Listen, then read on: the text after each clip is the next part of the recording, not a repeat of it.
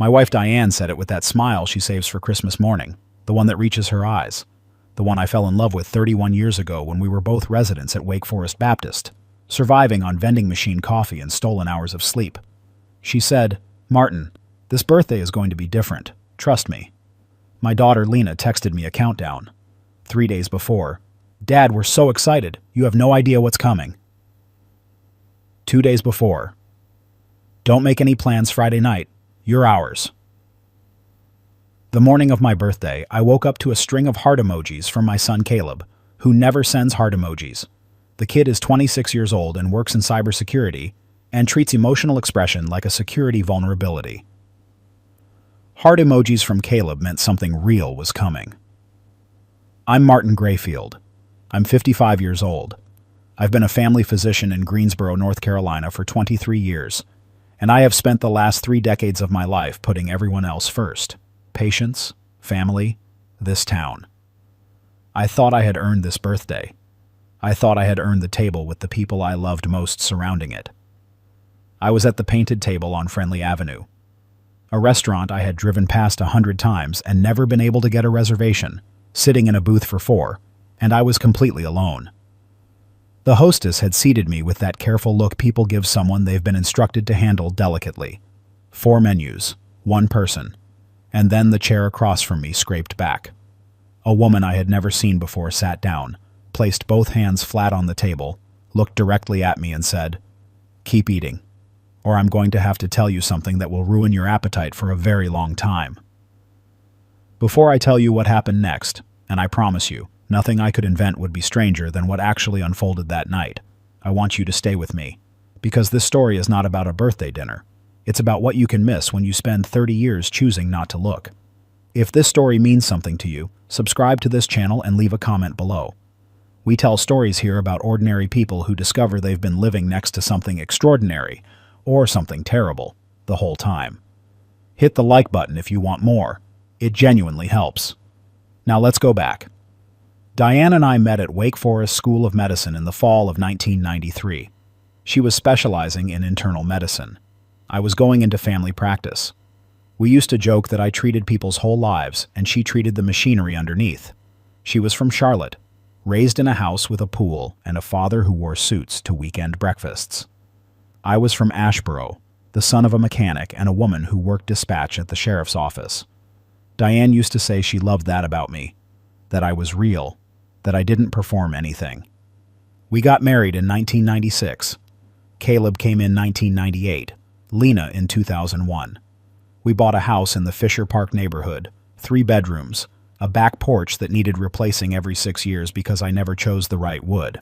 I built a practice on Summit Avenue that grew into a group of 6 physicians. I coached Caleb's Little League team badly for 2 seasons before he gently asked me to stop. I drove Lena to dance recitals in Chapel Hill every other Sunday for 4 years. I thought I knew what our life was. Looking back, I can pinpoint the exact moment the quiet started, but I mistook it for contentment. Around 3 years ago, Diane began working later. She'd taken on a consulting role with a hospital network based in Raleigh, helping them restructure their internal medicine intake processes. It made sense. She was brilliant at systems. She was brilliant at everything. I told people at dinner parties, Diane could have run a country. I meant it as a compliment. She started driving to Raleigh 3, sometimes 4 days a week. She got a separate phone line for the consulting work. She started going to bed later, sleeping earlier, like she was rearranging the architecture of her days to fit around something I couldn't see. Our son Caleb, who works remote and can work from anywhere, had moved to Raleigh 18 months before. He said it was for a job opportunity. He said the city suited him. Lena was in Durham finishing her MBA. I told myself they're young. They're building their lives. This is exactly what you raised them to do. But when I think back now, what I remember is that both of them had stopped asking me about my work. For 20 years, they asked about patients. Not by name, just, "Hard day, Dad?" or "Anything interesting today?" It was the texture of our dinners. And then it stopped. Not all at once. It faded, like the signal on a radio when you drive out of range. I thought I'd become boring to them. I thought 55 just made you invisible to your own kids. A lot of men I know believe that. We talk about it on the golf course at Bryan Park like it's a weather pattern. You get older, they drift. That's just life. But it wasn't life. It was something else entirely. The birthday was Diane's idea originally. She'd mentioned it in January, 5 months out. She said she wanted to do something meaningful this year, something that acknowledged what I'd given to this family. Her word. Acknowledged. I thought it was beautiful. I made a note of it in my planner the way I make notes of things that matter. Over the following months, the references kept coming. Lena texted me a link to the Painted Tables menu in March and said, "Dad, you'd love this place." Caleb called in April and asked me, unprompted, whether I preferred red or white wine with steak. I told him red. He said, "Good to know." It felt coordinated. It felt like love, organized into a project. The kind of love that requires planning. I didn't examine it too closely because it felt good, and I had spent enough years as a doctor to know that you don't probe a wound that isn't bleeding. The week before my birthday, Diane sat down with me at the kitchen table, the same table where we'd signed the mortgage on this house, where we'd told the kids about my mother's death, where we'd made every major decision of our adult lives. And she said, "Friday night, 7:30. I made the reservation at the Painted Table. Dress nice. We're all going to be there." All going to be there. Caleb, Lena, Diane, me. I bought a new tie, navy with a thin white stripe. I hadn't bought a tie for a personal occasion in 6 years. Friday arrived. I worked a half day, finished rounds at Cone Health, cleared my afternoon appointments, drove home by 2. The house was quiet. Diane's car was gone. She'd texted that morning, "Running errands, see you tonight, so excited for you to see your gift." I showered. I put on the new tie. I looked at myself in the mirror the way you do when you're about to walk into something good, just to mark the moment. By 6:30 I was in the car. I told myself Diane had probably gone straight from her errands. Lena was driving up from Durham, an hour and 15 minutes, maybe more, with Friday traffic on I-40. Caleb was a 20-minute drive from the restaurant. It all made sense. I arrived at 7:20. The hostess showed me to a table in the back near the windows. Good table, the kind you have to ask for specifically. 4-place settings, candle already lit. I ordered water. I looked at the menu. 7:30 came and went. At 7:45 I texted Diane. "Here, running a few minutes early. Table's beautiful." No response. I texted Caleb. "At the restaurant. You close?" No response. Lena. "Hey, sweetheart, at the Painted Table. See you soon?" Nothing. 8 o'clock. I ordered a glass of wine. Not because I wanted it, because I needed something to do with my hands. The couple at the next table had been glancing at me periodically. In that way people look at something uncomfortable they don't want to look at. An older man eating alone at a table set for 4 is a specific kind of sad. I knew what they were thinking. I had thought the same thing about other people, at other times, before I understood how easy it is to end up there. At 8:15, I ordered the salmon. Not because I was hungry, because I could hear the hostess explaining something to a server in a low voice, and I was fairly certain it was about me, and I was not going to sit at this table looking like a man waiting for a life that wasn't coming. That is when the chair scraped back. She was around 40, dark hair pulled back unevenly, like she'd redone it in a car. She was wearing a blazer over a t-shirt. She looked like someone who had come from somewhere else and made a decision on the way. She sat down across from me without being invited, placed her hands flat on the white tablecloth, and looked me directly in the eyes with the expression of someone who has been rehearsing a conversation for a long time and has finally arrived at the moment to have it. "Keep eating," she said, "or I'm going to have to tell you something that will ruin your appetite for a very long time." I put down my fork. I am a physician. I have delivered bad news hundreds of times. I know what a person looks like when they are carrying something they don't want to carry anymore. I said, "Tell me." Her name was Jess Talbot. She was a paralegal working for a firm in Raleigh. She had been working on a case for the last 7 months. She had found my email through my practice's public website. She had sent me 2 messages I had apparently not received. She showed me the sent folder on her phone. Both had gone to my spam. She had driven 45 minutes on a Friday night to a restaurant she had no reservation for, told the hostess she was meeting the man at table 9, and sat down. She told me that she had been assigned to a divorce filing. She told me that in the course of document review, she had seen my name. She told me that she had no legal obligation to contact me, and that she was doing this because she had a father who was a physician, and because she believed that some information could not be allowed to stay buried. Then she told me that Diane had filed for divorce 6 months ago, not was planning to. Had filed, 6 months ago. Paperwork drafted by a firm in downtown Raleigh. Papers that named me. Proceedings that were already well underway. I sat very still. Outside, Friendly Avenue had that particular Friday night sound. Traffic easing, people walking toward restaurants and away from their weeks. "There's more," Jess said. Here is what I didn't know. 18 months before that birthday, Diane had begun quietly restructuring the financial architecture of our life. The consulting work in Raleigh was real. She had genuinely taken on a contract. But the income from it had not been going into our joint accounts. It had been going into an account I had no knowledge of, opened in her name, at a bank in Wake County. Over the course of those 18 months, approximately $60,000 had moved through that account. Some of it was her own earnings.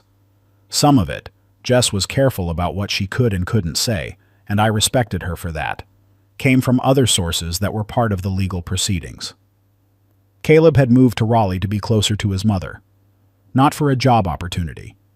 He had known about the divorce filing for at least 4 months. Lena had known for 3. The birthday dinner was not a dinner. It was the scheduled date that Diane had planned to have me served with divorce papers, in a restaurant, on my birthday, in front of our children. But something had changed at the last minute. There had been a disagreement. Jess was careful again. She was not a party to the case. She had access only to what she'd seen in documents. She was not speculating, and the plan had been abandoned that afternoon. Diane had called off the dinner. Caleb and Lena had been told. No one had called me. So I sat there in the restaurant with a new tie and a table for 4 while the candle burned down, because my wife had decided not to serve me divorce papers on my birthday, but had also decided that informing me the dinner was canceled was not strictly necessary. I ate my salmon alone because no one thought to call. Jess left after 40 minutes. She gave me her card. She said she was sorry. She said she hoped it helped more than it hurt. I told her that it did, and I meant it, even though I couldn't fully feel anything yet. That's a common response to shock. The brain needs time to process a loss before the body is allowed to grieve it. I had told patients this for decades. It was strange to be living inside that sentence. I sat at the table for another 20 minutes after she left. I finished the wine. I looked at the other diners. Couples leaning toward each other, a family celebrating something, a woman laughing at her phone with the particular joy of someone who has just received good news. All of them inside lives I could no longer read the way I used to, because I had just learned that I had been unable to read my own. The drive home was 14 minutes. I remember every traffic light. I did not call Diane that night. I did not call my children. What I did was go to the home office where I keep files, and I began to read through the financial records I had never examined carefully because I had trusted the person who managed them. Diane was always better at numbers. I was the one who worked the long hours, and she was the one who made sure the practical machinery of our life ran efficiently. That was our arrangement. I had never questioned it. I am not a man who panics easily. 23 years of medicine will do that to you. You learn to stay present, to focus on what you can verify, to resist the pull of the story until you have the facts. So I read. By 2 a.m, I had found enough to understand the shape of what had happened, even if I didn't have all the details yet. The details would come later, through my own attorney, through the discovery process, through the slow and painful reconstruction of a shared life that had apparently been quietly disassembled while I was seeing patients and coaching Little League badly and buying ties I didn't need. What I had that night was the shape. And the shape was this. I had been removed from the center of my own family. Not suddenly, but gradually, surgically, with the kind of patience that takes real effort. This did not happen to me. This was done to me. And the people I loved most in the world had stood close enough to touch while it happened and had said nothing. I want to tell you about the phone call with Caleb. I called him the next morning. Saturday. He picked up on the second ring, which told me he'd been expecting it. There was a long silence after I said his name. Dad. I was at the restaurant. Another silence. Then, I know. I asked him when he had found out about the divorce. He told me 4 months ago. His mother had sat him down and explained the situation.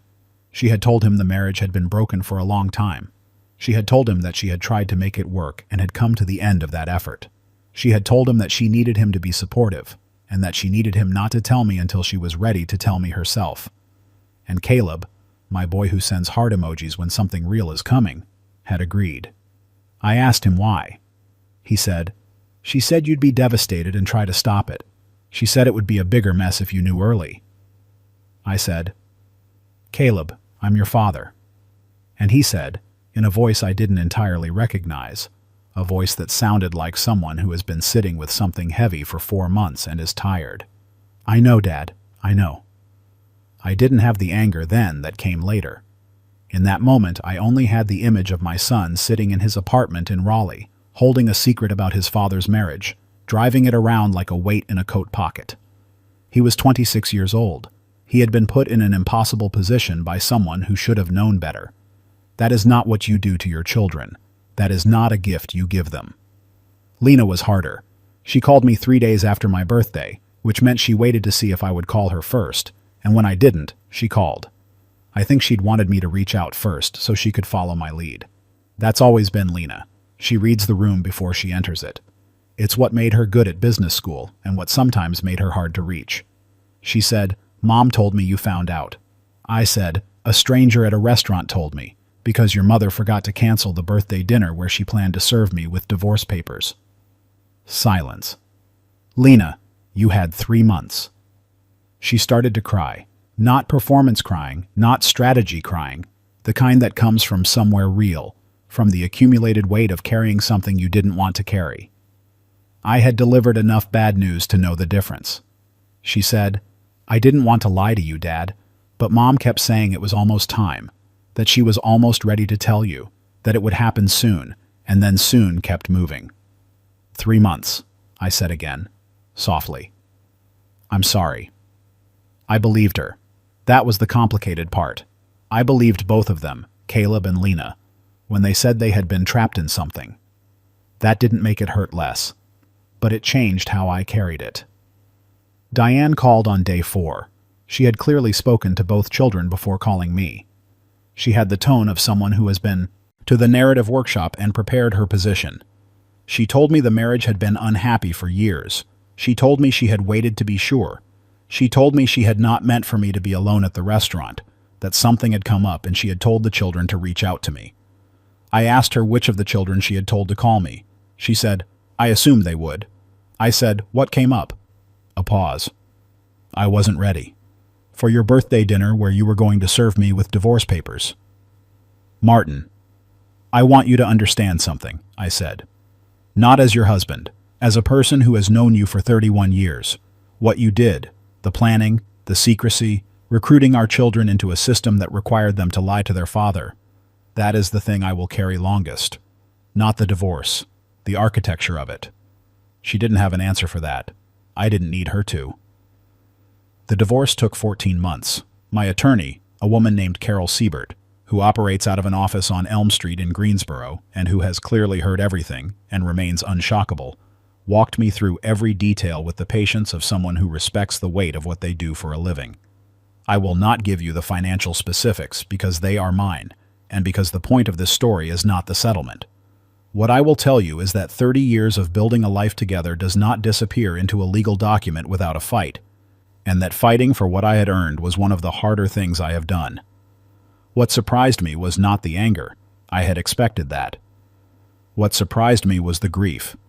Not for Diane exactly, for the version of myself that had existed inside that marriage.